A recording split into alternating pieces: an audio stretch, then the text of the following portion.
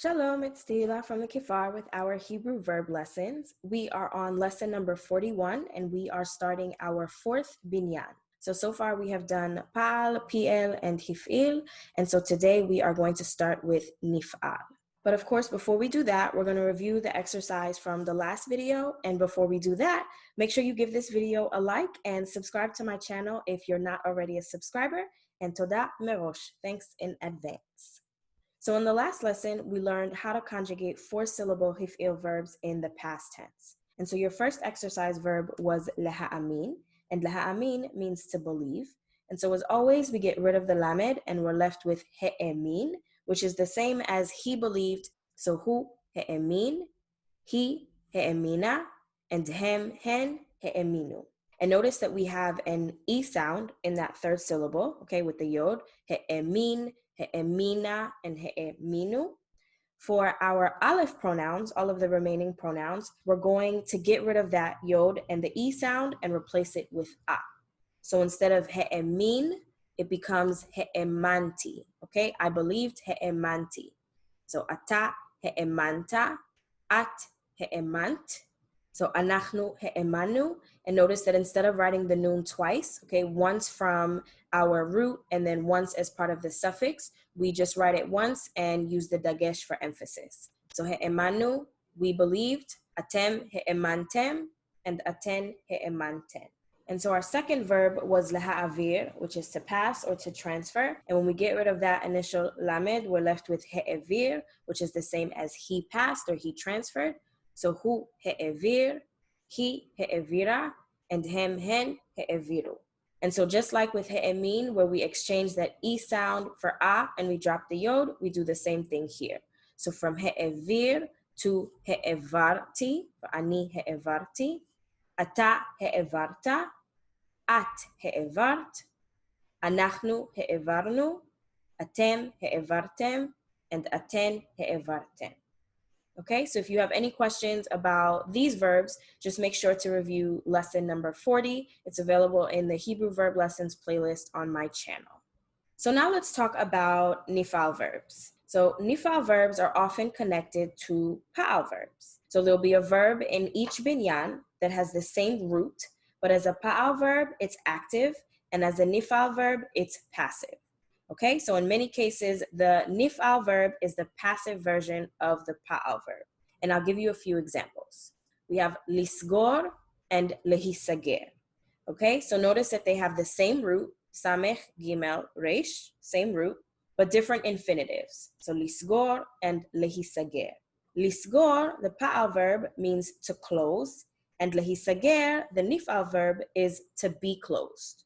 Okay, so to close is active, like I closed the door, whereas to be closed is passive, like the door was closed. Okay, so with the active Paal verbs, someone is doing the action, in this case, like closing the door. And with the passive Nifal verb, the action is being done to something else. Okay, the door isn't closing anything, the door is being closed. Another example, lishmor and lehishamer. Okay, again, they have the same root, shin, mem, resh, same root, but different infinitives because they belong in different binyanim. So lishmor, the Paal verb, is to guard or to keep, to observe or to save. And lehishamer, the Nifal verb, is to be guarded, to be kept, to be observed, or to be saved. Okay, for example, I observe Shabbat, lishmor, Paal, active, versus Shabbat is being observed, okay? Lehishamer, this is the Nifal and the passive. One more example. Liftoach, Paal, lehipateach, Nifal.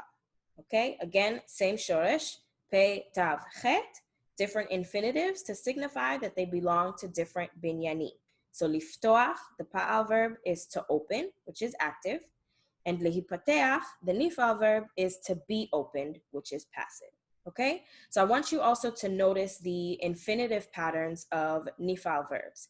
The first three letters of the infinitive will always be lamed, he, and yod. Okay, and that part will be pronounced usually as lehi, sometimes lehe, but usually lehi.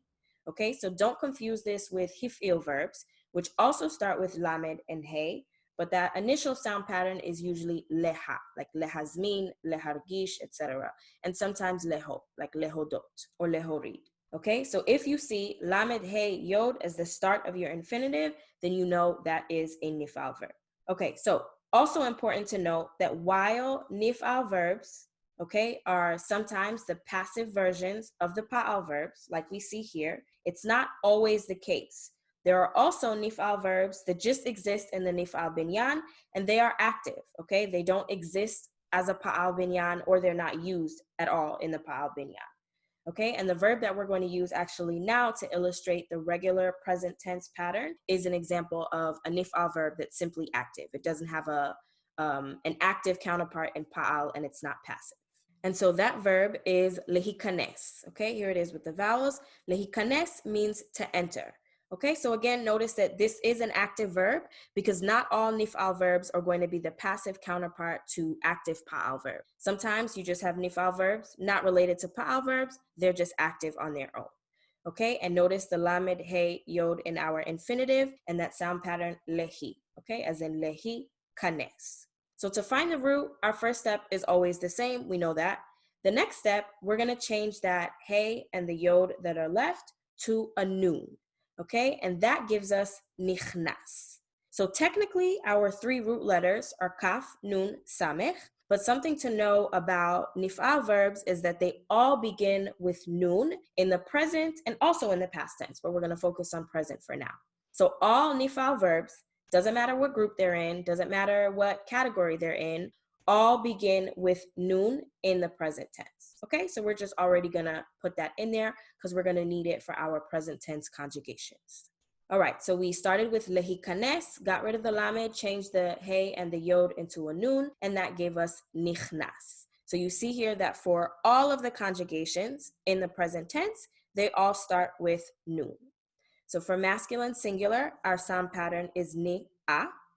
For feminine singular, it's ni-e-et, okay? And we are familiar with this e-et ending for the feminine singular. We have it in pa'al, like ochelet, okay, like she's eating, or in pl verbs with mevashelet, okay, cooking, feminine singular. For masculine plural, it's ni-a-im, okay? Im we know is our masculine plural ending, and almost the same thing for our feminine plural, we're just replacing the im with ot. So now let's plug in the letters of our root. So for masculine singular, nichnas. Feminine singular, nichneset. Okay, so we have an a vowel for the masculine singular, and then that changes to the segol, the double s sound. So nichnas versus nichneset. And then for masculine plural, nichnasim. So we're going back to our masculine singular essentially and just adding im. So nichnas, masculine singular, nichnasim, masculine plural. And then for feminine plural is nichnasot, okay? So again, taking that masculine singular and then adding our ot feminine plural ending. So the main change that we have is for the feminine singular. We go nichnas, nichnasim, nichnasot, and then for the feminine singular, it's nichneset, okay? So no a there. So nichnas, nichneset, nichnasim, and nichnasot. So hu nichnas, he enters or he is entering. Again, this is an active verb. And remember that Hebrew doesn't differentiate between present simple and present progressive. So whether it's something that's generally done or that is happening in this moment, it's still the same nichnas. He nichneset, she enters or she is entering. Anachnu nichnasim, we enter or we are entering. And hen nichnasot, they enter or they are entering. And this they, of course, is feminine. Okay, so that's it. Now you have your exercise verbs to help you practice this regular nifal conjugation in the present tense. So your first verb is lehisager, which is to be closed. And this is a passive verb, as we saw in the example that compared the nifal and the pa'al verbs. The second verb is lehishaer, which is to stay or to remain. And this is just an active verb, no connection to the pa'al binyan. And so just a note, I'm pointing out passive and active just so you know whether or not the root also exists as a pa'al verb and if there's any sort of relation to the pa'al verb, but it doesn't change or affect how you conjugate it at all. Okay, so lehisager, lehishaer, you're going to conjugate them both in the exact same way using the pattern that we just went over in this video. Okay, as higanu lesof hashi'ur, we've gotten to the end of the lesson. תודה על הצפייה. Thank you for watching. אם אהבתם את הסרטון, if you liked the video, please make sure to give it a like. Subscribe if you haven't already, and make sure that your notifications are turned on so you're notified of new videos.